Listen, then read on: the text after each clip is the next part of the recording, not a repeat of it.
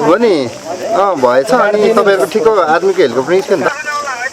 होइन यहाँ अब प्राथमिक उपचार हुँदैछ तुमलिङमा आर्मी फेरकमा